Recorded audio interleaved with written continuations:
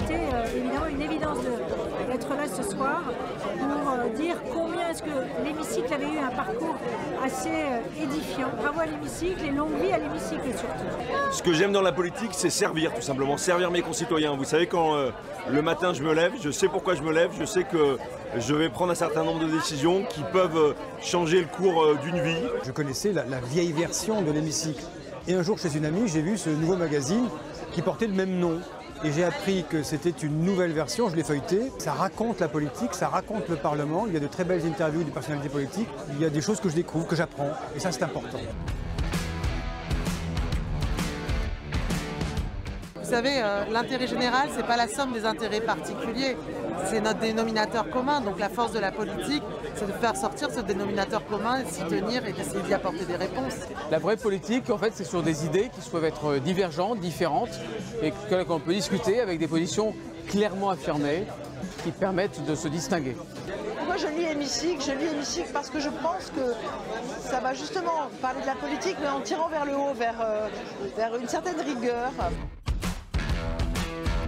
On essaie vraiment d'aborder les sujets qui vont être les sujets ou qui sont les sujets d'angoisse, de réflexion, d'interpellation de la société française. Et les aborder avec les bons acteurs du monde économique, du monde politique, du monde social, du monde syndical, pour que tous ces gens avec de la place dans l'hémicycle puissent exposer leur point de vue. Et surtout de recréer une sorte de symbiose entre les Françaises et les Français qui sont des électeurs et le monde politique qui est en souffrance parce qu'il y a beaucoup de gens qui n'y croient plus. La politique, c'est la vie de la cité.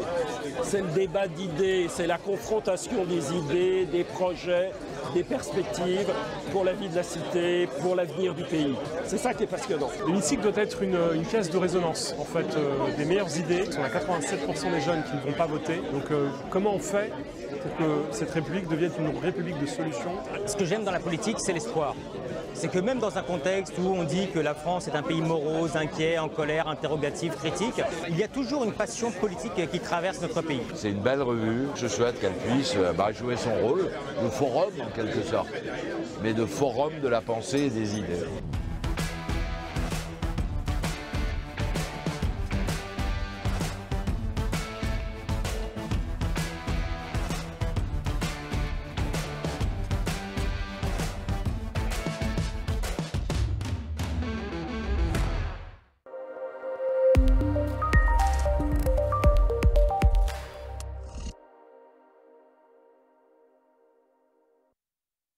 Bonjour à toutes et à tous, merci d'être avec nous. Vous êtes connectés, vous êtes ici dans cet auditorium pour cette première émission Défi 2022 pour décrypter l'élection présidentielle. Nous sommes dans l'élection présidentielle pour les décideurs. On va en parler évidemment avec un invité. Je fais monter un peu le suspense, je ne vous dis pas qui sera là dans quelques instants, mais je vais vous présenter ceux qui sont avec moi sur ce plateau pour vous donner l'esprit de cette émission Défi 2022 qui va nous conduire jusqu'en mars 2022, c'est-à-dire à quelques semaines du premier tour de cette élection présidentielle très attendue. À mes côtés, Laure Salvin. Bonjour Laure, présidente et directrice Kantar Public France, avec un sondage sous le bras, Laure, on en parlera dans quelques instants, sondage exclusif. Mathieu Gabet est avec nous. Bonjour Mathieu. Bonjour. Vous êtes président d'EPOCA, partenaire de cette émission Défi 2022, et puis Éric Revel, directeur de la publication de l'Hémicycle. Un petit mot, Éric, d'abord sur l'esprit, parce que c'est intéressant d'inaugurer une émission politique de fond. Je crois que vous tenez beaucoup à ce mot de fond. C'est pas une course de petits chevaux. Non, c'est pas une course de petits chevaux. Nous, on n'est pas dans la punchline, on n'est pas dans la polémique politicienne. Ce qui intéresse l'Hémicycle, qui est une revue trimestrielle de belle qualité, c'est de faire vivre le débat démocratique. Or, nous, on considère à l'Hémicycle, avec Romain Rousseau, rédacteur en chef, que ce pays a besoin plus que jamais de débats de fond, de débats démocratiques. On a besoin, bien sûr, des députés, des sénateurs, de la classe politique pour faire vivre ce débat. Donc, c'est tout le challenge depuis 2 ans de la revue L'Hémicycle, qui a fait peau neuve autour vraiment de thèmes de fond. Évidemment, on est très heureux d'être associé à cet événement avec EPOCA et Kantar, et également le Figaro qui s'est associé, qui relaiera les résultats de ces sondages. Mathieu, l'esprit de cette émission, je le redis, sur des thématiques. Alors aujourd'hui, on a démarré très large, on en parlera avec notre invité, dont je ne vous dévoile pas le nom. On parlera de l'élection présidentielle, du rapport des Français alors à l'élection présidentielle. C'est une émission sur le fond. sur la réflexion. Et ce qui nous a intéressé, Arnaud, c'est de faire en sorte que cette émission Défi 2022, qui va nous accompagner effectivement jusqu'à la présidentielle, elle nous permette d'aller analyser les attentes et les comportements des Français sur des sujets, sur des thématiques qui vont être aussi absolument clés pour les décideurs. Et c'est ça qui nous importait chez Epoca, et c'est pour ça que ce partenariat avec l'Hémicycle et Kantar nous paraît particulièrement intéressant, et le fait de pouvoir aller regarder ce qu'il en est en termes d'attentes et de comportements sur le sujet de l'écologie, sur le sujet de l'immigration, etc., va être très intéressant, et on va avoir la possibilité d'annoncer une dizaine de jours avant le premier tour le vainqueur de l'élection présidentielle. Donc il faudra évidemment nous suivre jusqu'au bout. Mais évidemment qu'on va vous suivre, parce que c'est un risque quand même, Mathieu, l'annoncer là. On est quoi, le 21 octobre, on est bien d'accord. Voilà. Le 21 octobre, dans Défi 2022, Mathieu Gabet nous dit en mars, eh bien on vous donnera le nom. Eh bien, on vous prend au mot et on sera là, évidemment, Mathieu. C'est un vrai plaisir. Laure Salvin, quelques mots, parce que des sondages, on va en avoir beaucoup tout au long de cette campagne présidentielle. Ça a déjà commencé. Le sondage que vous allez nous proposer dans quelques instants, c'est un sondage sur le fond avec des questions ouvertes. Ça, c'est très intéressant sur la méthodologie.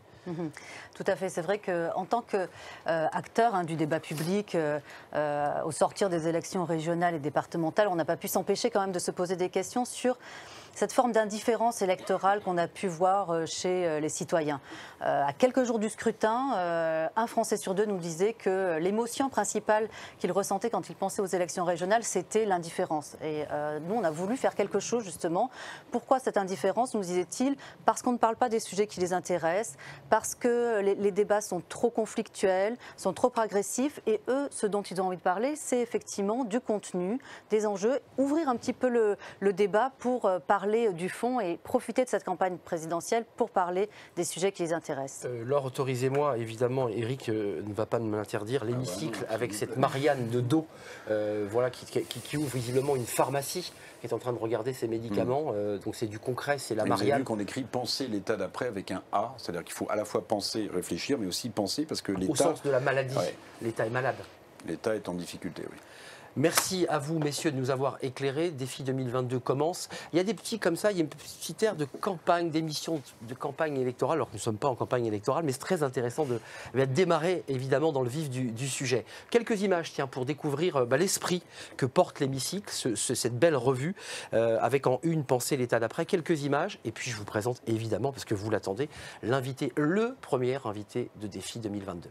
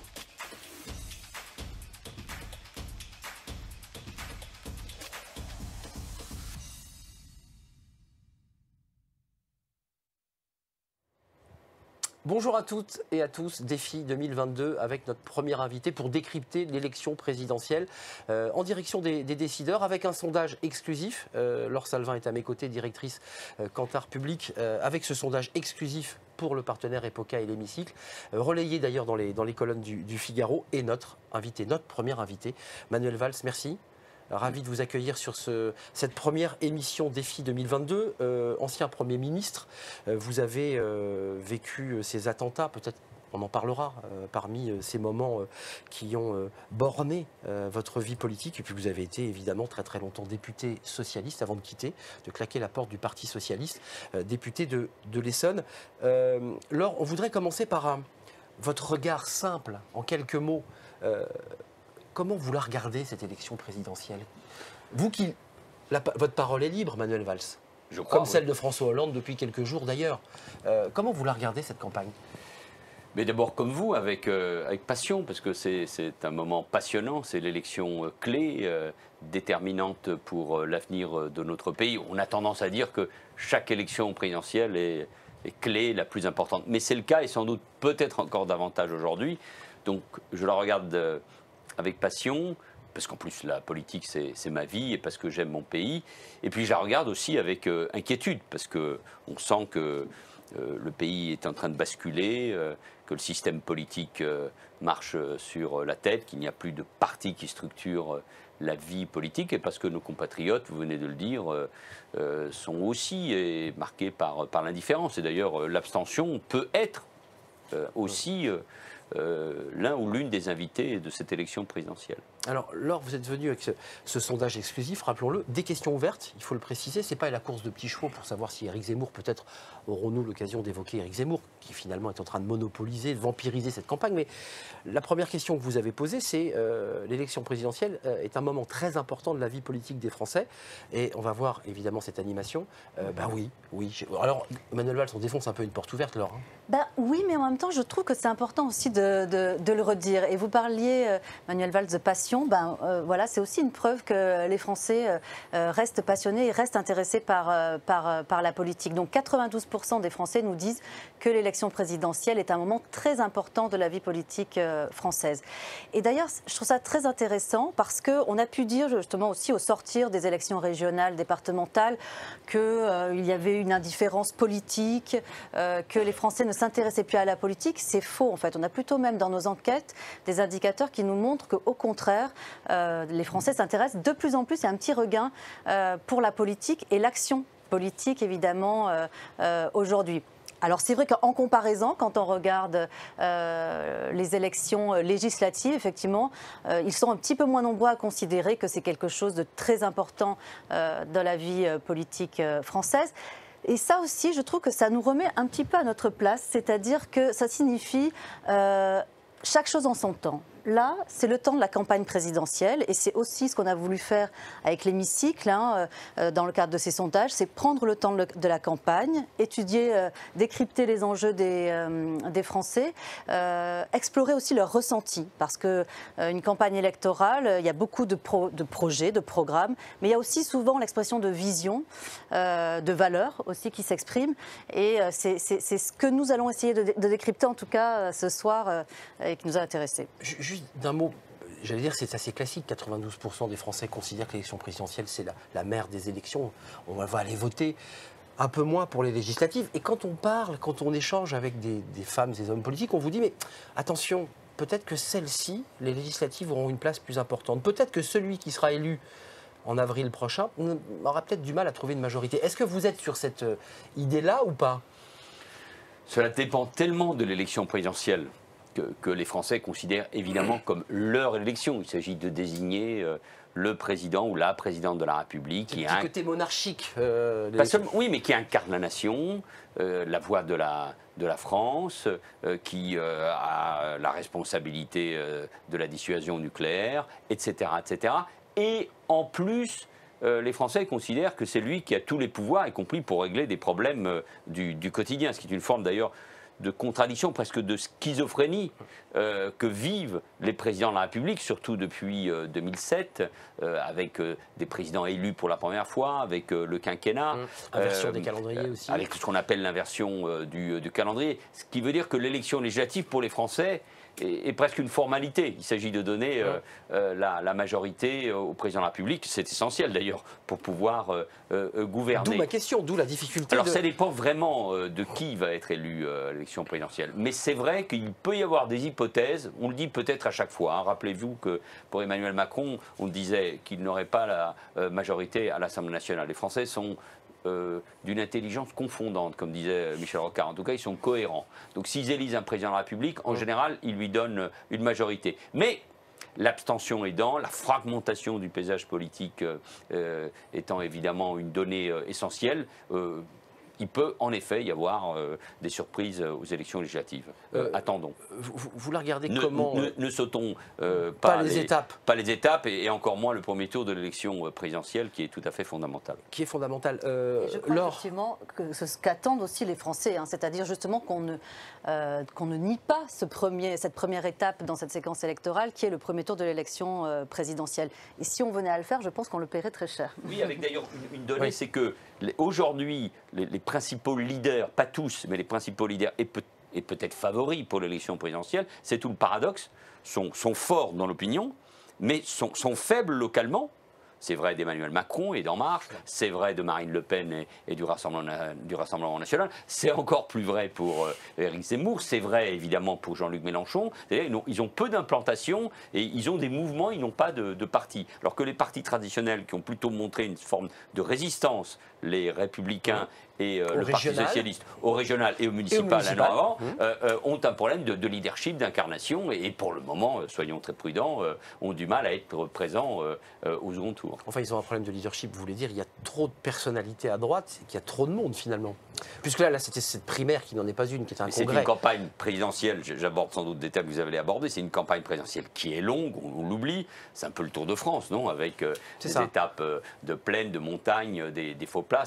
Sans le Danemark, hein, par contre. C'est très long, c'est le vrai Tour de France. Et donc là, on est dans un moment, je crois, important où au fond, avant de rentrer dans le détail des propositions, et moi je crois qu'il faut respecter les Français, c'est très important, mais on sent bien que les principaux thèmes, les thématiques de ce qui va, sauf accident et événement, ça peut arriver, le thème qui va dominer. Moi, je pense que le thème qui domine, ce qui explique l'intérêt d'ailleurs pour Éric Zemmour, c'est au fond le récit national. C'est l'existence même de notre pays face au bouleversement du monde, à la montée en puissance de la Chine, à l'éloignement de l'Amérique, aux questions démographiques, l'Afrique, mais nous aussi, l'Europe qui... La France dans le monde. La France dans le monde. Qu'est-ce que nous devenons de là où nous venons, notre histoire, ce grand pays qui parle encore au monde, et comment nous allons résister. Et donc, les thèmes du déclin, de notre autonomie stratégique sur le plan industriel ou militaire. Bref, qu'allons-nous devenir? Et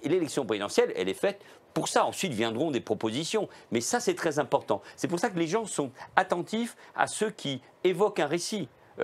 Fut-il galvaudé, faux, je crois, d'Éric Zemmour. Mais en tout cas, l'idée du récit. Qu'est-ce que nous sommes, nous Français? J'étais frappé par une enquête, je crois, qui vient d'être publiée sur le fait que les Français avaient adhéré à l'idée, je mets des guillemets, du grand remplacement.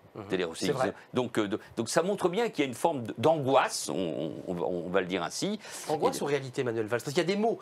Et encore une fois, loin de moi l'idée de vous rapprocher d'Éric Zemmour, mais sur certaines... C'est gentil, ça commence bien. Évidemment, on commence bien, enfin on commence doucement, mais il y a des thématiques fortes. On se souvient, lorsque vous évoquiez l'apartheid social, territorial, ethnique, que vous dénonciez un certain nombre de choses, ça vous a d'ailleurs été reproché, hein. Vous étiez au pouvoir, on vous a dit, mais qu'est-ce que vous dites, Manuel Valls? C'est très important de ne pas nier. Vous avez dit des mots aussi forts. Il ne faut pas nier, si les Français ressentent ou vivent une réalité, les deux étant vrai, vous voyez, je fais une habile synthèse de votre provocation, mais c'est cette réalité et cette angoisse, on ne peut pas la nier. D'ailleurs, il y a des études, Kantar l'a fait, les papiers de l'hémicycle, des livres qui montrent l'angoisse des classes moyennes, de leur déclassement, des territoires urbains, périurbains ou ruraux. Il y a une réalité notamment qui, dans toutes les grandes sociétés occidentales et industrielles, touche les classes moyennes. Donc il y a cette réalité, il y a un vrai sujet dont on voit bien qu'il est synonyme d'impuissance, qui est celui de l'immigration. Donc derrière, les récits vont, j'espère, et doivent se poser. Un récit, je dirais, qui s'inscrit dans une tradition française qui a une existence depuis un siècle, une forme de déclinisme, d'angoisse. Il faut qu'il y ait un récit, mais ancré dans la réalité, qui dise non, nous sommes un grand pays, il faut faire des réformes importantes sur le plan industriel, économique, social, éducatif, culturel, migratoire, etc. Mais ce pays a encore des atouts pour aller de l'avant. Donc vous êtes porteur d'espoir. Je ne veux pas déflorer le sondage, puisqu'on a un slide très intéressant sur le pessimisme ou l'espoir, mais faites partie de ces Français dont la voix dit nous avons encore notre mot à dire et notre place. Je pense ne pas me tromper quand je dis les Français sont parfois plutôt optimistes pour eux-mêmes, et pour leurs familles est plutôt pessimiste d'un point de vue collectif. Or, la politique, c'est quoi? C'est précisément de réussir à faire le lien entre l'individuel et le collectif. C'est ça la vie de la cité. Moi, vous savez, je pense que l'histoire, elle peut être tragique. Je l'ai vécu comme chef du gouvernement. Je pense que nous sommes dans un monde dangereux.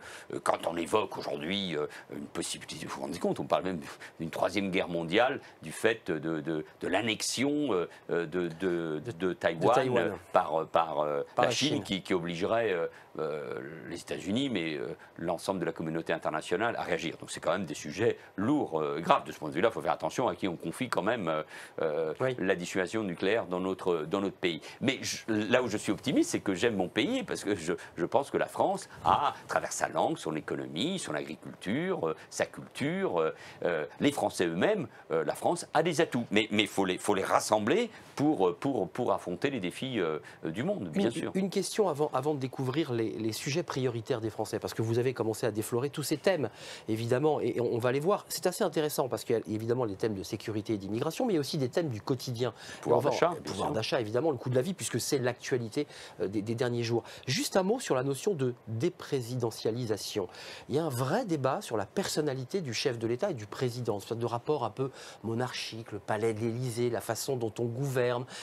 Il y a des candidats, je pense le dernier en date à Yannick Jadot par exemple, et d'autres qui disent il ne faut pas donner autant d'importance au président. Quel est votre regard sur cette question de la présidentialisation, de la personnalité et du pouvoir qu'on lui donne? Mais dans toutes les sociétés démocratiques, même là où il n'y a pas un régime présidentiel, il y a une recherche de leadership. Enfin, Angela Merkel, qui a gouverné évidemment à l'allemande, primus inter pares, c'est-à-dire avec une coalition dans son propre parti, avec des landes, bien sûr, c'est-à-dire des régions puissantes à exercer un leadership.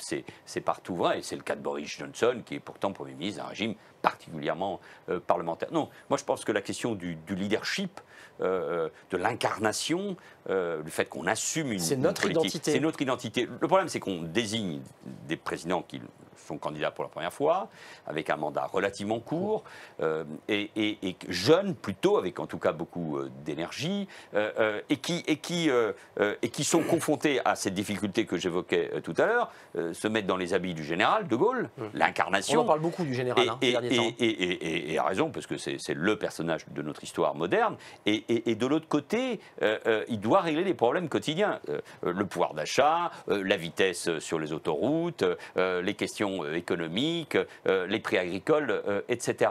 En revanche, je pense qu'il doit y avoir un vrai débat, mais pas après, avant, sur nos institutions, rôle du Premier ministre ou pas, quel rôle pour l'Assemblée nationale, quel contrôle, et sur l'exercice du pouvoir. Parce que là, c'est un vrai sujet. Et moi, je suis convaincu que pour régler 4-5 grands sujets, qui est le niveau d'éducation des Français, l'investissement dans l'avenir, les questions européennes, un nouveau pacte pour l'immigration qu'il faut sans doute arrêter, etc., il va falloir des coalitions très larges.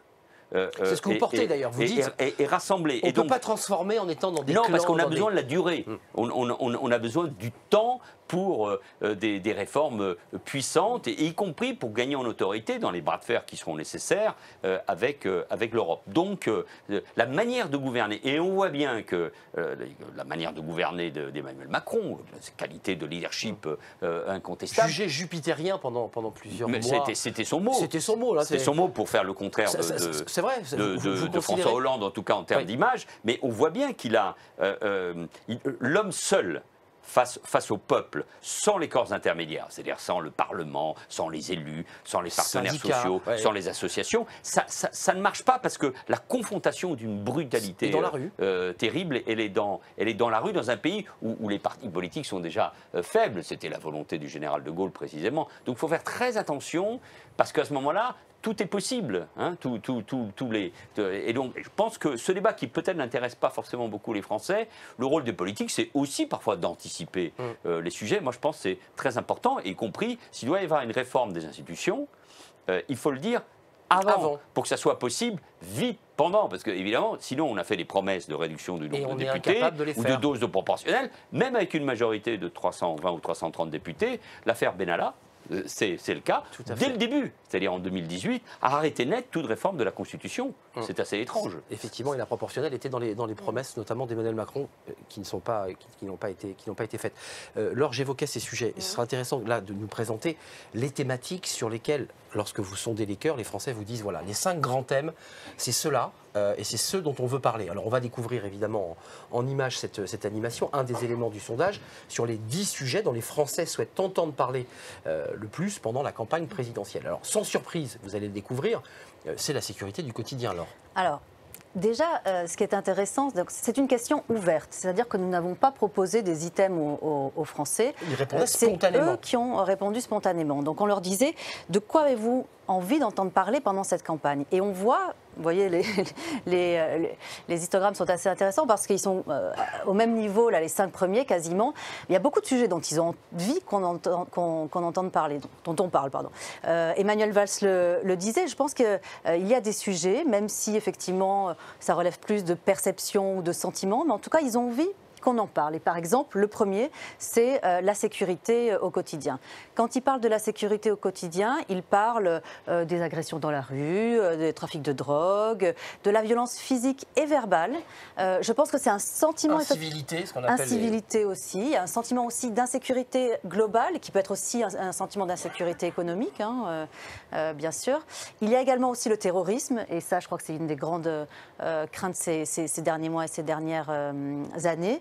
En deuxième position, mais vous voyez, on est quand même 24-21%, la transition écologique en France. Alors moi, donc on a repris les termes des Français. Ce qui m'a intéressé, c'est ce terme de transition. Oui, je trouve ça. C'est eux qui le disent. C'est eux qui le disent. Je trouve ça très intéressant, écologique. Hein. C'est pas le mot techno utilisé parfois dans des documents, c'est la transition écologique. C'est pas que l'environnement, c'est pas voilà, c'est la transition. C'est plutôt techno d'ailleurs, transition écologique. Mais c'est plutôt éco.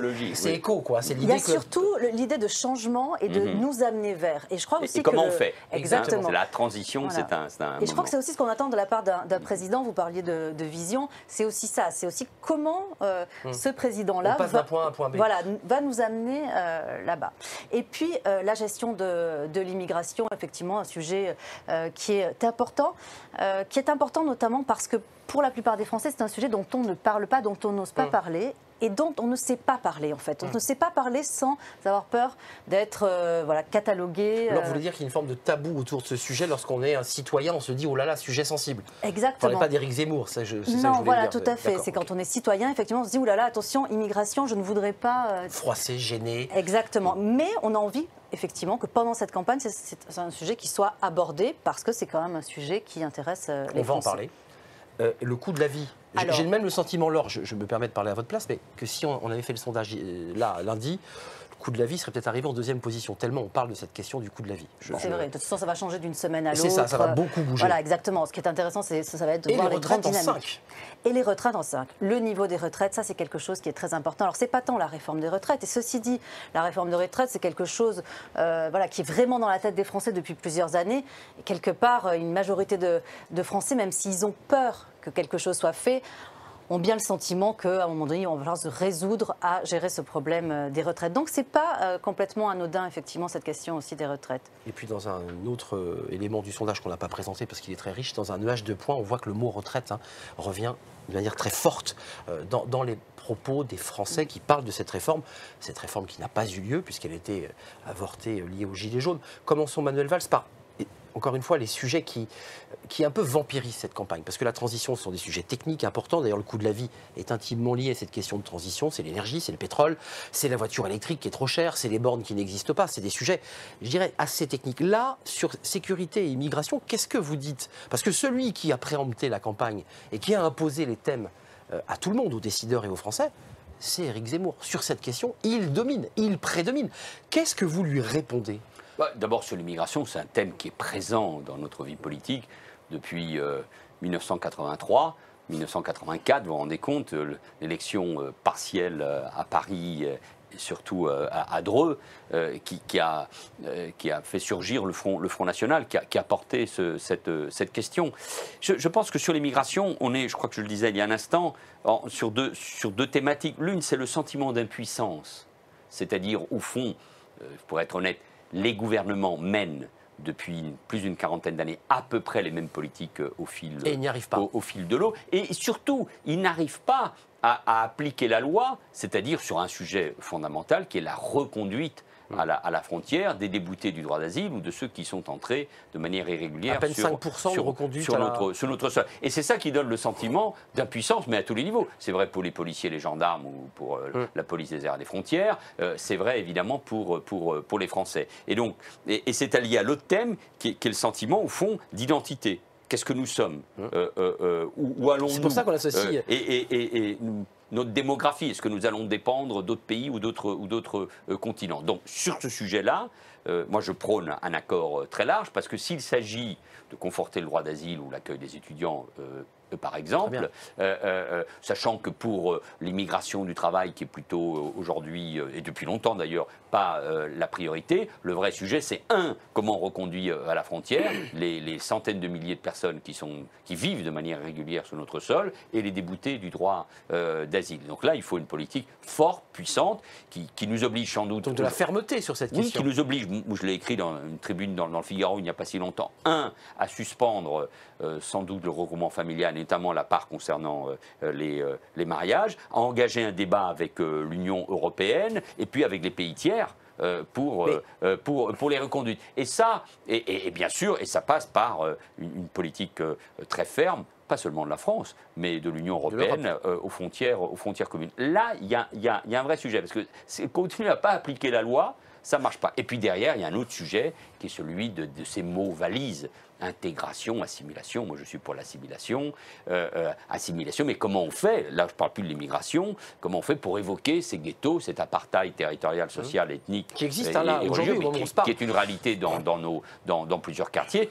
Et là aussi, ça oblige à des politiques de peuplement et d'habitat. Vous savez qu'il existe un pourcentage obligatoire maintenant, depuis déjà un certain nombre, c'est la fameuse loi SRU, où les villes doivent construire 30% d'habitat social. Mais je pense qu'il faut faire aussi le contraire. C'est-à-dire pas plus d'habitat social dans un certain nombre de villes ou de quartiers. Et ça veut dire sans doute, mais là il y a, je le sais, un problème juridique et constitutionnel, le fait que dans certains quartiers, il ne peut pas y avoir plus d'un pourcentage et donc dans certaines écoles aussi d'étrangers. Donc tout ça, c'est toutes les conséquences sur les écoles, sur le niveau scolaire. Donc ce sujet, il faut le prendre à bras le corps, parce que sinon, de toute façon, on va en parler au moment de l'élection présidentielle, on continuera après et on ne réglera rien. Je ne cherche pas à tout près vous faire parler d'Éric Zemmour, mais dans le débat... J'ai l'impression que vous insistez. J'insiste. Dans le bruit de fond médiatique, il y a cette espèce de propos lancinants, répétés d'Éric Zemmour, qui associe immigration et insécurité, qui fait des raccourcis. Et en même temps, vous avez des mots assez forts sur la fermeté, sur le fait qu'on ne puisse pas continuer à faire venir autant d'immigrés. Est-ce que, bien sûr, Marseille, vous avez eu des mots très durs. Vous dites, attendez, il faut tout refaire. Il y a des quartiers à raser, on reconstruit. Enfin, je veux dire...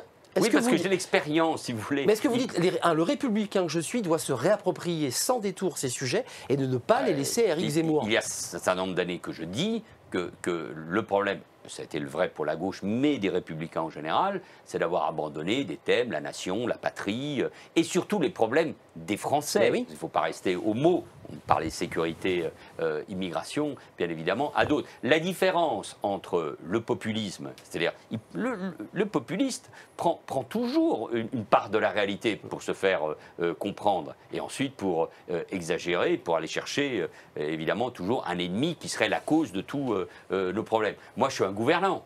Je suis non seulement un républicain, mais je suis un gouvernant. Donc, mais je suis conscient que si on ne change pas d'échelle, si on ne change pas de niveau, si on ne change pas surtout de politique de fond, on sera balayé, emporté par ceux qui disent des choses qui correspondent à ce qu'une partie des Français ressentent. Donc, sur les politiques migratoires, il faut un changement majeur. Vous savez, mais à chaque européen, fois, Manuel Valls, je m'autorise. Mais profondément, mais il y a, vous savez, seul, on peut rien faire. Enfin, je veux dire, le continent africain, qui est notre continent d'avenir, avec plus nous avons des liens puissants avec l'Afrique, où se joue l'avenir de l'islam, où se jouent des questions terroristes, où il y a des questions économiques, énergétiques majeures, où la question du changement climatique est fondamentale avec la désertification, mais aussi avec la question migratoire. Mais un pays comme le Nigeria va en 2050 compter 400 millions d'habitants, c'est presque l'Europe. Le Niger, le Mali vont compter à eux deux, ça doit être plus de 200 millions d'habitants. Donc on n'arrête pas pas des gens qui ont envie de bouger, d'aller là où ils pensent que la vie sera meilleure. C'est-à-dire qu'il faut aider et investir puissamment dans ce continent. Il faut le faire pas seul. Sans doute la Chine, l'Amérique doivent y contribuer. Mais nous, on doit protéger nos frontières et penser à notre avenir. Donc c'est un débat considérable. C'est un débat de ce point de vue-là qui est existentiel. On a été bien seul à Barkhane, hein, vous le confirmerez quand même, parce que là vous dites qu'il faut que tout le monde mette la main à la poche pour essayer de réinventer une politique. Sur Barkhane, je suis désolé, l'Europe nous a laissé faire. En matière de défense et de sécurité collective et de lutte contre le terrorisme, il y a 2 pays en Europe, je ne parle pas de l'Union européenne, capable de se projeter à l'extérieur ou qui était capable de le faire. La Grande-Bretagne, bien évidemment, mais qui est beaucoup moins présente aujourd'hui depuis des années. C'est pour ça que je crois que c'est un drame que la Grande-Bretagne soit partie de l'Union européenne. C'est un pays en plus qui a une histoire. Sans Churchill, nous ne serions pas libres. Et la France qui a une armée capable de le faire. Donc ça, c'est aussi, en effet, un autre enjeu. Mais je suis aussi intéressé par le débat que vous aviez sur la transition énergétique. Et justement, j'allais y venir, parce qu'il y a bien un sujet, vous allez dire que c'est un tropisme chez moi, sur lequel Zemmour enjambe ce sujet, puisqu'il ne peut pas le relier à l'immigration, c'est bien la question de transition écologique. On est d'accord? Alors ceci dit, justement, les Français, eux, ils font un lien aussi entre transition écologique, en tout cas réchauffement climatique, désordre climatique et puis immigration. Ça fait partie aussi de leurs inquiétudes. C'est vrai, quand on discute avec les Français, ils vont établir des liens. Et en tout cas, c'est une crainte à l'avenir de voir qui d'ailleurs contredit la thèse que je développais. Parce que... Les guerres, Pardon. Mais pas du tout, mais c'est très intéressant. Les guerres, les conflits, la faim, la pauvreté font bouger les peuples. Le changement climatique, le réchauffement de la planète. Il faut toujours rappeler d'ailleurs que les premières migrations sont sud-sud. Les camps de réfugiés les plus importants sont aujourd'hui en Ouganda et au Nigeria, hein, parce qu'il y a des mouvements de population. Mais là, ce qui est intéressant de l'écologie ou de la transition, c'est qu'on est à la fois sur des comportements individuels. C'est pour ça que c'est une idée qui marche, parce que les gens comprennent la manière dont on trie les déchets, dont on consomme, dont on n'utilise plus le plastique. Donc là, on est à la fois sur un comportement individuel, c'est très politique, et l'avenir du monde, de la planète, et de l'existence de l'être humain. Mais derrière, il y a des vrais sujets de fond. Parce que, vous l'avez dit tout à l'heure, et c'est fort juste, on sait que l'énergie va être plus chère demain. Donc la question de la décarbonation, de l'avenir du nucléaire sont posées. Moi, je suis partisan, là, vraiment... Donc on laisse monter le prix de l'essence, Manuel Valls ? Comme Sandrine Rousseau qui dit après tout laissons l'essence à 2,50 puisqu'elle vient polluer. Et donc ça veut dire qu'il faut trouver sans doute souvent des dispositifs à court ou moyen terme, mais c'est vrai qu'aujourd'hui il y a une demande très forte de l'économie qui explique la montée du prix de l'énergie. Et puis derrière, il y a en effet toute cette transition, mais qui passe, pour ce qui concerne la France, par un choix déterminant, qui est le choix du nucléaire, qui sera sans doute plus cher que ce que nous avons connu jusqu'à maintenant, parce qu'il faut entretenir, rénover nos centrales nucléaires, construire des EPR, et là on ne peut pas sortir du nucléaire, contrairement à ce qu'on nous dit, on ne peut pas sortir du nucléaire. Ça, vous n'y croyez pas à l'idée qu'on peut faire éolien solaire et on s'en sort? D'abord, j'y suis défavorable, y compris pour des questions stratégiques, notamment par rapport à la dissuasion nucléaire, par rapport à notre autonomie, par rapport à la lutte contre le réchauffement climatique. Donc, mais là, il y a des défis aussi technologiques. Il y a des défis d'innovation qui sont pour nous tout à fait essentiels. Donc on est à la fois sur des choses très concrètes, d'avenir, du monde, et de choix industriels fondamentaux. Et là aussi, ça nécessite beaucoup d'unité. Le débat sur le nucléaire et puis un mot sur les retraites, parce que vous le savez, il y a du public avec nous. Il y avait évidemment des centaines de personnes connectées ce soir et qui vous écoutent, puis il y a du public et vous aurez des questions. Puis vous aurez à la fin de cette émission un éditorialiste qui viendra vous challenger, qui vous écoute consciencieusement, qui prend des notes et il viendra à sa manière peut-être vous reposer des questions ou vous demander des éclaircissements à certains propos que vous avez tenus pendant notre émission. On va faire une toute petite pause en images et puis on va donner la parole au public parce que je suis persuadé qu'il y a des questions parmi tous les sujets qu'on vient de balayer. Quelques images et les questions juste après.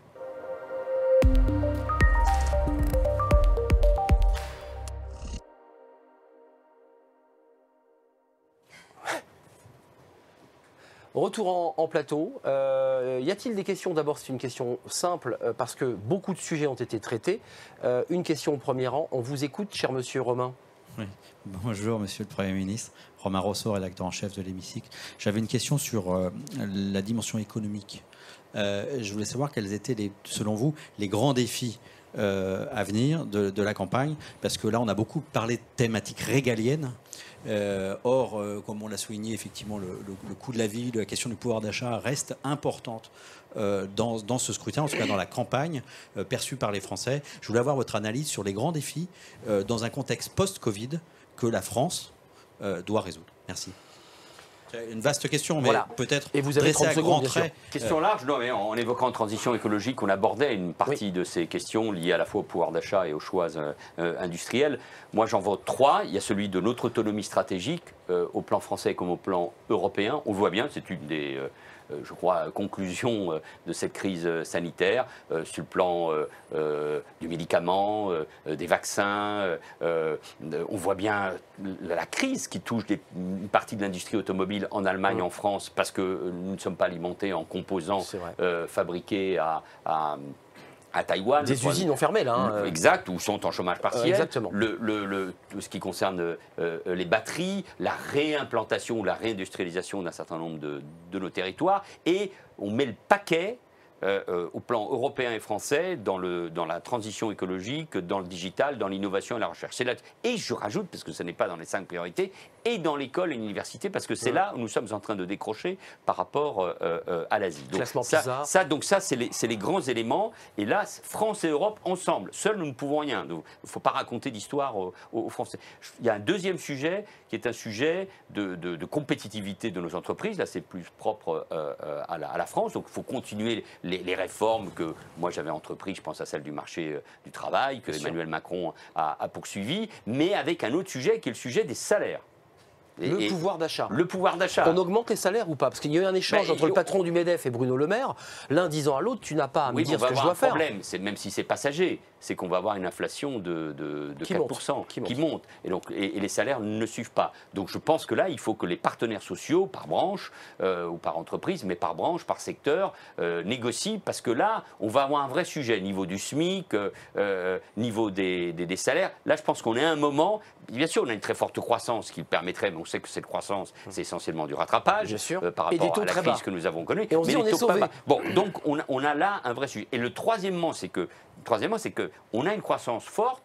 On a une partie du pays qui va bien, mais de l'autre côté, on a de la précarité, des gens qui décrochent, illustrés évidemment par le mouvement il y a 3 ans des Gilets jaunes, mais c'est un ressenti puissant qui touche d'ailleurs doucement là. Pouvoir d'achat, niveau des retraites notamment, bien sûr. les petites retraites. Donc là, on voit bien qu'on est face à des vraies difficultés. Or, quand on a une période de croissance, il y a toujours 2 voies possibles, c'est l'augmentation des salaires, et de l'autre, c'est utiliser cette croissance pour faire baisser nos déficits publics et notre dette, ce qui n'est pas le cas. Les arbitrages vont être très difficiles. Et moi, je pense qu'on ne peut pas ne pas augmenter les salaires, on ne peut pas ouvrir un débat sur ce sujet-là et sur le pouvoir d'achat ou sur le coût de la vie. Donc je pense que c'est ça les défis. Autonomie stratégique, compétitivité de nos entreprises, pouvoir d'achat et niveau de vie de nos compatriotes. On va voir un nouvel item. Juste d'un mot, je me souviens des reproches, j'étais à l'Assemblée à l'époque, qui avait été fait à François Hollande et à vous indirectement sur ces choix. Ça vous arrivait reproches, oui. Sur vos choix économiques, sur ce pacte de responsabilité. Les frondeurs disaient mais vous n'êtes plus socialiste, vous n'êtes plus à gauche, vous aidez les entreprises. Vous n'avez pas changé de ligne sur ce sujet. Il fallait aider les entreprises pour qu'elles puissent retrouver des marges, de la compétitivité. Ça vous avait été reproché à l'époque.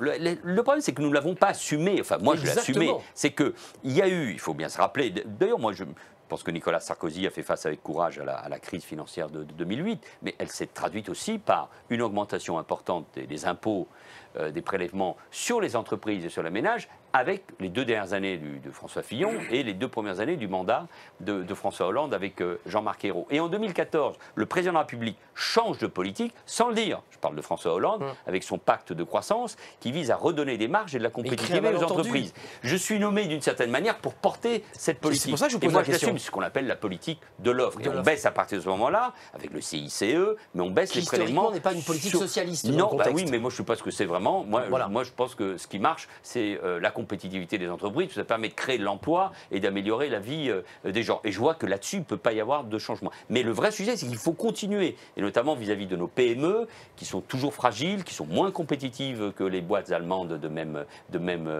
niveau. Donc il faut utiliser ce moment-là pour gagner en compétitivité, la recherche, l'innovation, le crédit impôt recherche qui est quelque chose qui fonctionne bien, et ne pas se perdre dans des débats sur la réduction du temps de travail, même si le débat sur les conditions de travail de nos salariés... L'Espagne passe à la semaine des 4 jours. Vous avez vu que l'Espagne réfléchit à la semaine des 4 jours. Je m'autorise.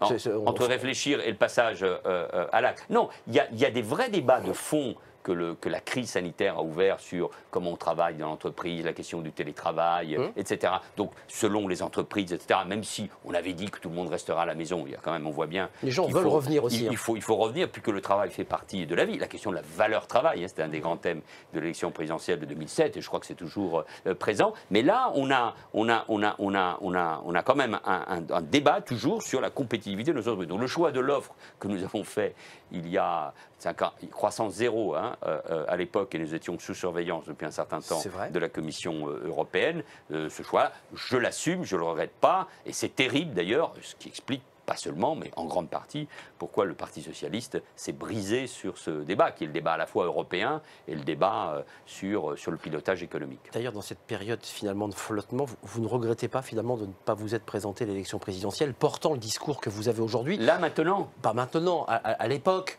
Puisque François Hollande parle d'Emmanuel Macron en disant, mais oui, vous aviez dit qu'on ne parlerait pas de la course des petits chevaux. Mais non, mais moi j'étais candidat à la primaire dans des pires conditions. D'abord, c'était mal organisé, puis surtout parce que François Hollande, à ma grande surprise, contrairement à ce qu'on a raconté, avait renoncé à être candidat. Et c'était très difficile pour son Premier ministre de réussir. Si je n'avais pas été candidat, je l'aurais peut-être regretté toute ma vie. Donc, vous savez, vous l'avez fait. Il ne faut jamais vivre avec des regrets. La seule chose, c'est que j'ai envie que mon expérience soit encore utile aujourd'hui, parce que je continue à être stimulé par le débat. Débat passionnant, échange passionnant, le temps file. Autre thème, le pessimisme et l'optimisme des Français. Ça, c'est un sujet parce que vous l'avez évoqué au début de l'entretien, en évoquant un optimisme, mais en étant matiné de l'idée qu'il fallait quand même accélérer et transformer. Laure, c'est intéressant là, ce qu'on va découvrir, parce que les Français sont majoritairement plutôt pessimistes dans cette animation. Alors, ils sont majoritairement pessimistes quand ils pensent à la campagne.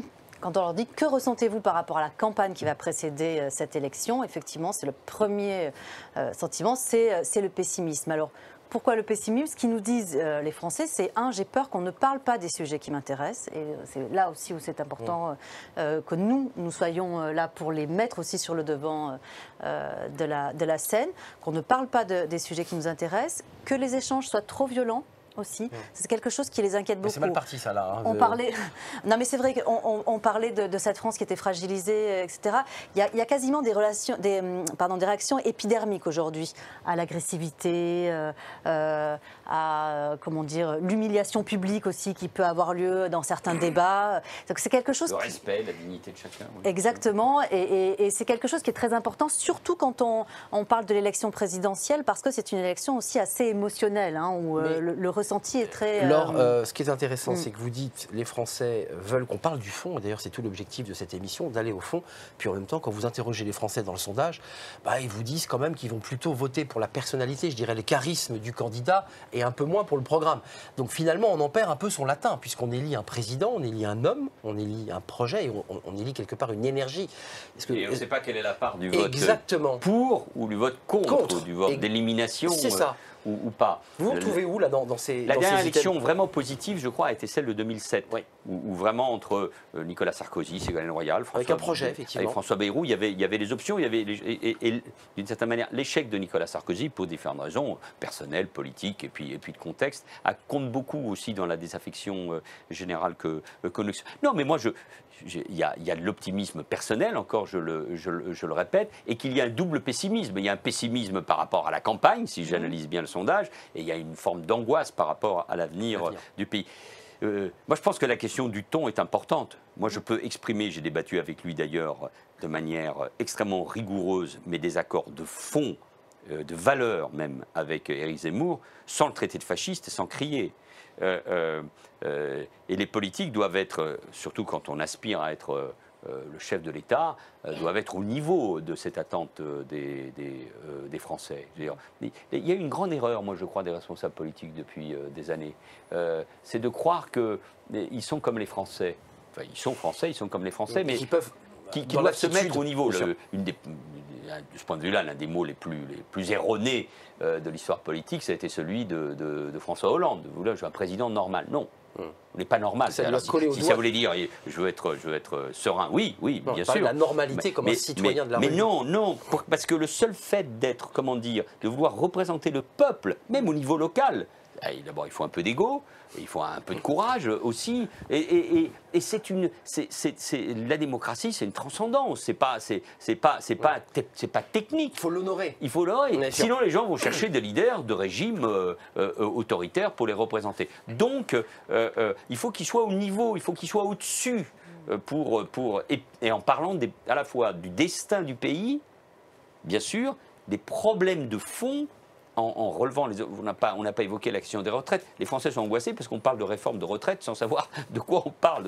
En général, quand ils entendent réforme des retraites, ils comprennent, que les pensions vont baisser. Et on va travailler plus longtemps. On va travailler plus longtemps. On va travailler plus longtemps. On n'a pas le choix, j'imagine. Mais pas l'espérance de vie est là. Mais après, il faut l'adapter à chacun, à chaque parcours. Donc, oui, c'est vrai, il faut répondre à cette angoisse générale et très précise, très concrète. Laure, c'est intéressant parce que vous allez pouvoir poser la question directement à Manuel Valls, qui fait partie des citoyens français. Alors vous avez interrogé les Français sur ce dernier item, là c'est intéressant parce que pour les Français, rien n'est joué. Mais ce qui va compter, c'est la personnalité des candidats. Regardez ce nouvel élément du sondage. Alors dans cette élection, rien n'est joué, disent-ils, une surprise est possible. Ils sont d'accord à 69%, au moment où nous nous parlons. La fidélité. Ce qui veut dire aussi, attention, importance de la campagne. Exactement. Et on va écouter, on va regarder la campagne avec attention et quelque part, ne nous volez pas ce temps de campagne. On en a besoin et je pense aussi qu'on en a besoin pour refaire du collectif. Alors on parle souvent, on dit souvent, les gens ne veulent plus être ensemble, il n'y a plus de vouloir vivre ensemble, etc. Nous, dans nos enquêtes, c'est plutôt l'inverse qu'on voit. Alors certes, ce n'est plus le collectif d'il y a encore quelques années. C'est un nouveau collectif qui est en train de se recréer, qui n'est pas facile à mettre en place, mais en tout cas on voit cette volonté et je pense que vous l'avez certainement vu aussi dans tout l'exercice de votre pouvoir aussi, voilà, cette volonté de recréer quelque chose. Oui, il y a beaucoup de générosité chez les Français. Ce que j'appelle, c'est un peuple très, très politique, qui aime la politique. Qui aime la politique, qui croit au fond à participer à un collectif. Ce sont chaque individu, c'est ça ce qui est beau de l'être humain, sa personnalité. Il est à part, mais en même temps, il veut se fondre dans un projet collectif. Et donc, le rôle des responsables politiques serait plutôt, même si je reconnais que c'est difficile, de les entraîner. Il y a des causes quand même. Le destin de la France, l'avenir de la planète, la lutte contre le terrorisme, notre sécurité, il y a de l'angoisse et de l'indifférence quand même. Il y a de l'indifférence. Oui, c'est-à-dire on tourne le dos aux politiques. Mais moi j'ai vu une générosité incroyable des Français. C'est vrai, y compris pour accueillir des réfugiés, on l'a vu. C'est vrai pour le Téléthon, c'est vrai pour des grands événements culturels. Donc, puis il y a un appétit de vivre après cette période particulièrement difficile que nous avons vécue partout. Non, je pense qu'il y a. Mais vous savez, les politiques doivent être à la hauteur des attentes des Français. Les Français, ils sont sévères avec leurs responsables politiques parce que nous n'avons pas été. Évidemment. Mais vous mettez quoi? C'est sur un trend de 30 ans, de 25 ans? Oui, les politiques n'ont pas répondu aux enjeux. Si on regarde objectivement, la crise de la démocratie représentative, elle est partout dans toutes les sociétés occidentales. Mais la nôtre, puisque nous sommes un peuple, je le répète, très politique, très centralisé, avec le président de la République. C'est unique. Aux États-Unis, ils ont le même jour, ils élisent le président, mais aussi le Congrès, et puis jusqu'au shérif. Et puis là-bas, c'est un État fédéral. Et le président est davantage contrôlé que ne l'est chez nous, notre président de la République, par le Parlement, par le Congrès. Donc tout se joue à ce moment-là. Donc il faut savoir entraîner et leur offrir aussi une méthode. Comment on va gouverner, comment on va, vous l'avez dit, le sentiment d'humiliation, un livre de Pierre Rosanvallon publié il y a quelques semaines, est assez juste sur le fait que le destin individuel, les brisures, les cassures des parcours, un divorce qui entraîne du chomage ou un éloignement, une paupérisation, la perte du logement, les épreuves, les accidents et les épreuves de la vie comptent beaucoup. Donc il faut que le politique soit capable de définir un destin et de trouver les moyens. La tâche est difficile, hein, on se demande comment il y a encore penser des candidats. loin et agir court. Et agir court, comme on disait. Donc Juste, c'est intéressant parce que dans les items que vous proposiez aux Français, alors il y a le premier qu'on vient de traiter, hein, rien n'est joué à 69%, mais les Français, disent-ils, vont davantage s'attacher au programme qu'à la personnalité qu'il apporte. Et là, ils sont moins nombreux à le dire. Ils sont que 31% à dire d'accord, ça sera le programme. Question très simple. Et puis, vous aurez évidemment, parce qu'on réserve beaucoup de surprises dans cette émission, à la fin de chacune de nos émissions, vous aurez un éditorialiste qui viendra, je l'évoquais, vous challenger. Et ce sera Éric Revel qui sera avec nous dans quelques instants et qui vous a écouté avec beaucoup d'intérêt. 31% seulement considèrent que c'est le programme. Pour être élu président de la République, on est élu sur un programme ou on est élu sur sa personnalité, son charisme, son énergie, son appétit? Les deux, mon capitaine. Il y a forcément la personnalité, il y a ce qu'on entraîne, ce que vous appelez l'énergie, le chemin qu'on trace, l'idée, une idée qui correspond au fond. Ça peut être l'énergie, l'apaisement, le renouvellement, c'est ce qu'incarnait évidemment pour ce dernier point Emmanuel Macron. Je ne suis pas sûr que le bilan compte beaucoup, même si ça pèse, bien évidemment. Et puis 3, 4 5 idées. Hein, mais c'est vrai qu'aujourd'hui, c'est ça qui va essentiellement compter. Mais vous voyez, les Français veulent qu'on leur parle des sujets concret, et de l'autre côté, ils attendent beaucoup d'une espèce de schizophrénie. Mais cette élection va être très parce qu'ils voient bien qu'il n'y a plus les partis, ils voient bien qu'il n'y a plus les programmes clés en main. L'homme providentiel, ils l'attendent. C'est pour ça que je crois que la question de la méthode et la manière dont on gouverne et de l'unité nationale seront des thèmes qui seront... C'est ce que vous portez, une grande coalition allant très largement de la gauche à la droite. Il y a la question effectivement de la méthode, il y a la question aussi du sens que l'on donne à toutes ces politiques et à toutes ces idées. Vous parliez d'une idée. Ce qu'attendent aussi les Français, et notamment pendant cette campagne, c'est quel est le sens que tel et tel candidat vont donner il y a double sens dans ce mot sens qui est un mot. Il y a sens, sensualité, tout ce que nous sommes, c'est un beau mot. Il y a l'idée au fond du sens où on va, mais aussi le respect de chaque individu, que les gens se sentent entraînés dans ce projet collectif. C'est évidemment très difficile. Ce n'est pas une question de proximité.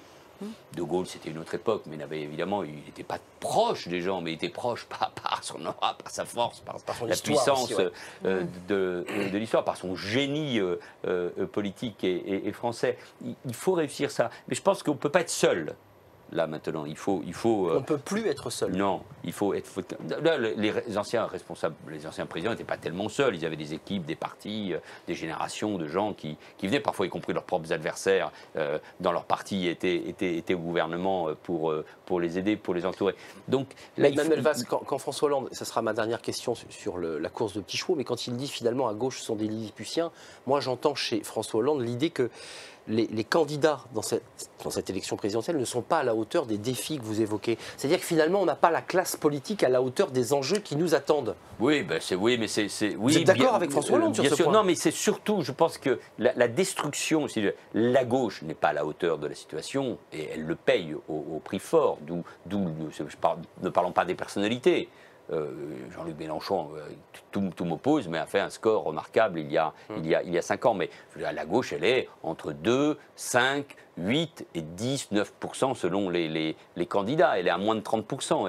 Elle est hors jeu. Et de l'autre côté, la droite républicaine, pour le moment, attendons leur prochain congrès, n'est pas en capacité, alors que ses idées sont puissantes dans le pays, qu'elle tient les territoires, l'immense majorité des villes autour de 10 000, 20 000 habitants, la moitié des régions, les 2 tiers des départements, tient le Sénat, n'y arrive pas. Et donc, il y a une responsabilité historique de ces partis politiques. C'est à eux, c'est même pas ma faute, c'est pas celle de Hollande, c'est pas celle de Sarkozy, c'est facile à dire. Non, il y a une vraie responsabilité à ce moment-là. Donc oui, là, il y a... Et c'est pour ça que moi-même, je suis un peu parfois porté par une forme de vertige, d'angoisse plus politique, parce que je me dis, qu'est-ce qui va se passer? On peut même élire quelqu'un, et alors, d'où la question sur législative, comment on fait pour pour gouverner. Attention, si les partis peuvent disparaître du jour au lendemain, c'est pas le cas dans les autres temps déjà. Oui, moi j'avais parce que prophétiser cette disparition des partis. Je le voyais, c'est bien d'être un prophète. Vous gagnez au moins cette épithète, mais bon, vous vous retrouvez un peu angoissé devant le vide et devant le trou qu'il y a devant vous. Manuel Valls, c'était un vrai plaisir avec Laure. Non, c'est passionnant les sujets là. Et d'autres items. Alors le dernier, le paysage politique français, puisqu'on va aller au bout de cette, parce que je trouve que cette page-là est passionnante. Elle est pleine de contradictions. Puis on va accueillir évidemment Éric Revel, mais le paysage politique français est clairement défini en ce début d'automne 2021. Alors 29% disent oui, je suis d'accord. Donc ça veut dire que on est dans un paysage mouvant, pas clair. Est-ce que c'est l'image que vous avez ou de ce que vous nous dites dévasté, là? Moi je dirais Dévasté. Et donc du coup toutes les aventures sont... De toute façon, l'élection de 2017 a tout renversé. Bien sûr. Ni gauche ni droite. Et on ne sait pas si Emmanuel Macron était la cause ou la conséquence de ce dégagisme. Et on trouve toujours plus dégagiste que le risque est là. Que soit le risque là. Et puis on a vu ce qui s'est passé aux États-Unis avec Trump. On voit un peu ce qui se passe partout. Les gens recherchent la nouveauté qui vient hors des murs politiques. Donc du coup, on est face à... De l'autre côté, je pense que les Français aussi diront, attendez, là on s'amuse, ça nous intéresse, et puis à la fin, qu'est-ce qu'on fait? On verra. On a cru ça aux États-Unis. Et Trump est passé. Les journalistes, souvenons-nous. Et il était le candidat d'un grand parti. Exactement. Et soutenu de loin, mais soutenu quand même par un grand parti, le Parti républicain. Alors, un dernier mot et puis quelques images avant d'accueillir Éric. Je pense effectivement que depuis 2017, les Français se disent aussi tout est possible. C'est-à-dire que finalement, l'impensable finalement. Donc aujourd'hui, il incarnait ça, Emmanuel Macron. Voilà, tout à fait. Donc aujourd'hui, pourquoi pas.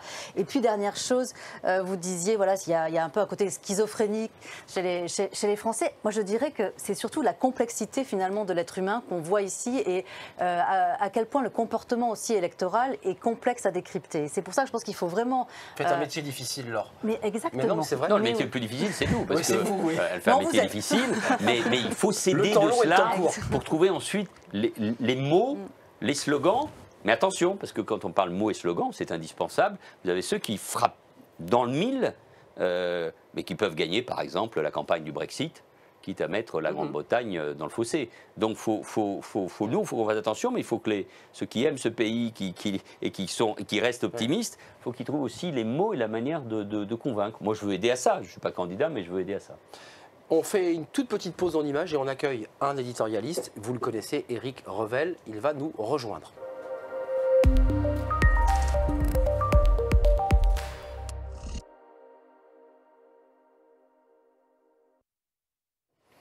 Éric, ce sera la tradition. Alors, difficile de parler de tradition quand on fait une première émission. Je suis très honoré d'être en face de Manuel Valls pour cette première. Absolument. Éric Revel, directeur de la publication de l'Hémicycle, que j'ai montré tout à l'heure, cette revue.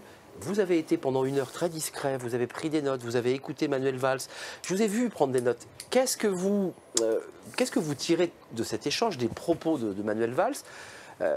Quelle sensation, quel sentiment vous avez là, après 45 minutes d'échange? On voit que Manuel Valls continue d'aimer beaucoup la politique, de s'y intéresser beaucoup, et peut-être d'avoir une idée derrière la tête pour les années qui viennent. C'est l'impression que vous donnez, mon cher Manuel Valls. Alors, très rapidement, je vais scinder mes questions en deux parties. Questions très rapides, donc réponse très rapide.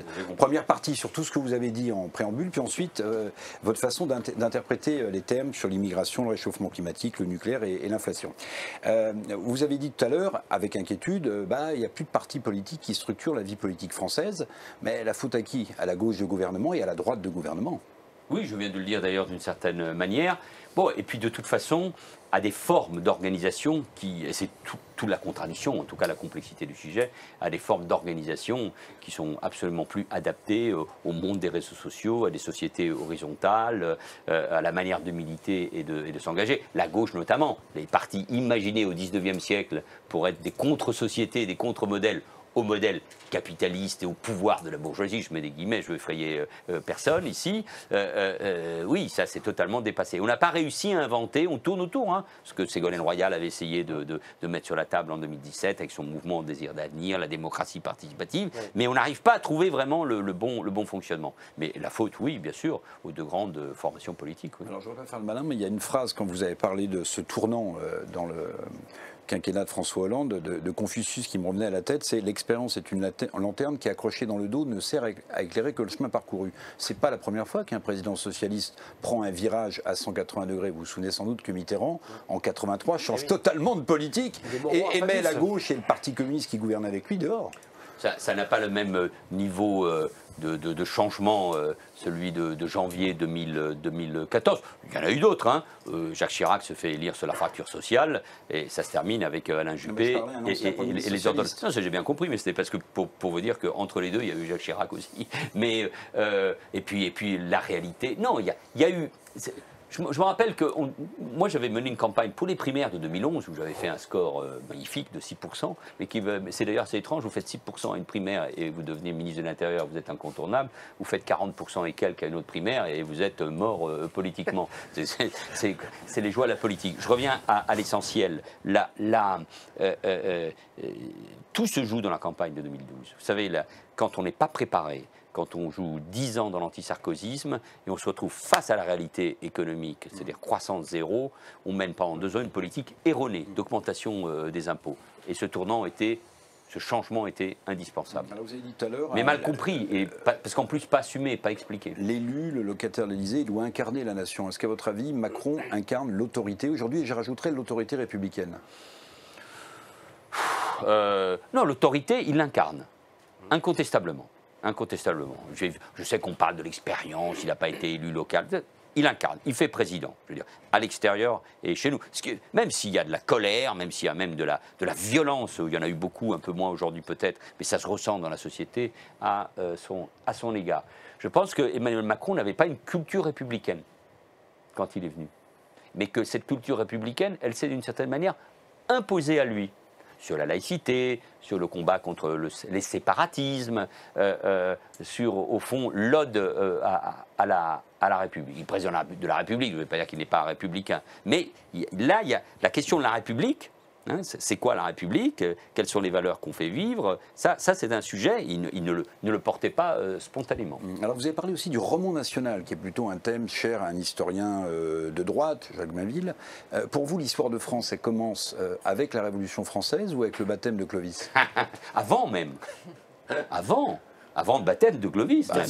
Oui, mais moi, c'est quelque chose. Avant même, oui. Oui, avant même. Non, mais oui, parce que c'est une. Vous savez, quand j'étais il n'y a pas si longtemps dans le sud, dans une ville que vous connaissez bien, là-bas, il y a tout ce qui est autour de la civilisation gallo-romaine. Bon, donc c'est une réalité. Donc non, moi je pense qu'il y a une continuité. Moi j'ai appris l'histoire de Michelet à l'école avec les dates, donc le baptême de Vercingétorix, le couronnement de Charlemagne, la bataille de Marignan, etc.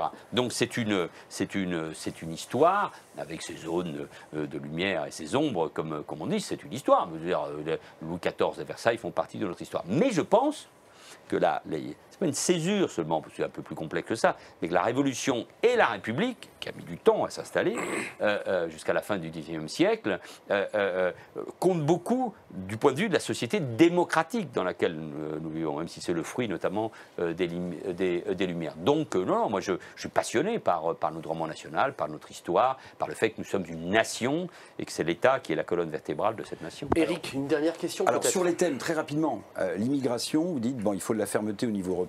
Le couple franco-allemand qui est un peu fantasmé, qui sert à beaucoup de gens à construire l'Europe, l'Allemagne, le moins qu'on puisse dire, c'est qu'elle a eu une politique migratoire extrêmement proactive, puisque Angela Merkel a accueilli 1 million de migrants. Vous croyez à une fermeté européenne?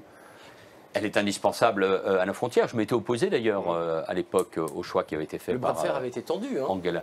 Oui, y compris entre elle et moi. Oui. Même si j'avais compris le choix des Allemands qui obéissaient à beaucoup de raisons culturelles, historiques et économiques, parce qu'il y avait aussi la pression du patronat par rapport aux besoins de main-d'œuvre. Ils ont mis beaucoup d'argent pour intégrer, mais nous, on ne pouvait pas le faire. J'avais d'ailleurs été critiqué à l'époque par un jeune ministre de l'économie qui avait rompu la solidarité gouvernementale sur ce sujet-là. Il s'appelait Emmanuel Macron, je crois que c'est le même qui est aujourd'hui président, qui n'a pas ouvert les frontières. Bon, donc non, je pense que... Mais cette fermeté, elle est indispensable aux frontières de l'Union, notamment les pays qui sont en première ligne, je pense aux pays de la Méditerranée.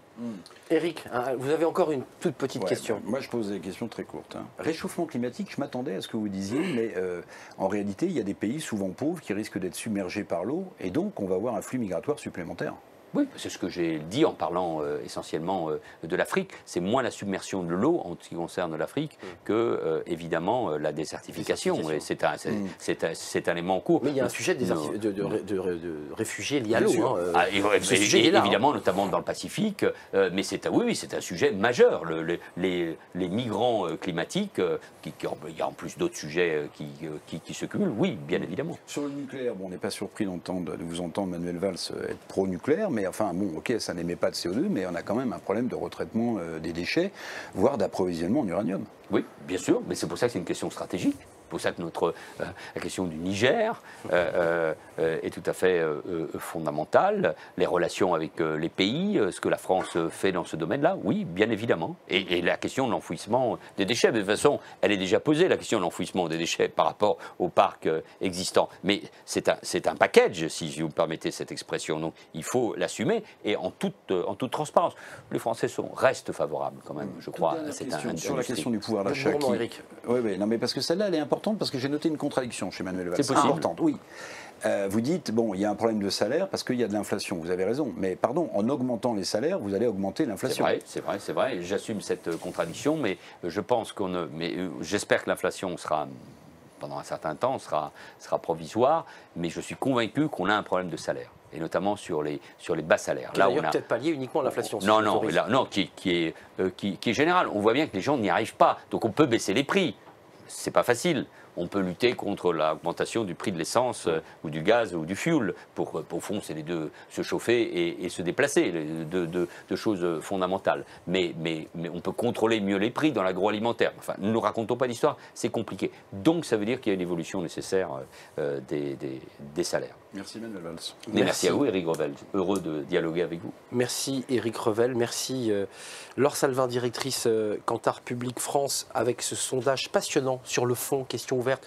Et grand merci évidemment Manuel Valls d'avoir répondu sans détour à toutes nos questions. Vous étiez notre premier invité, vous avez donc inauguré Défi 2022. Je voulais montrer, avant de nous quitter, penser l'état d'après. Le nom du prochain président, donc il faut Alors, attendre le mois de Manuel mars. Valls, je vous ai vu réagir tout à l'heure, c'était Mathieu Gabet, donc le président d'EPOCA, qui, sur ce plateau, a donc été enregistré, il nous annoncera en mars, et vous serez peut-être d'ailleurs en tribune, et vous viendrez pour découvrir le nom, le visage de celui qui sera ou celui qui sera le futur président. Pensez l'état d'après, c'est l'hémicycle. C'est la revue L'Hémicycle, une revue passionnante.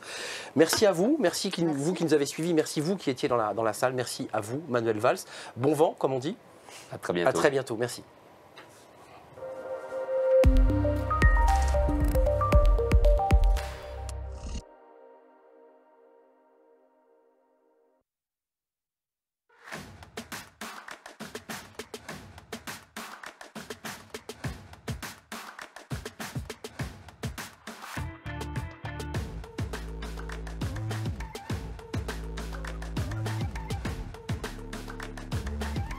Bonjour à tous, soyez les bienvenus dans le studio Victoire qui nous accueille aujourd'hui.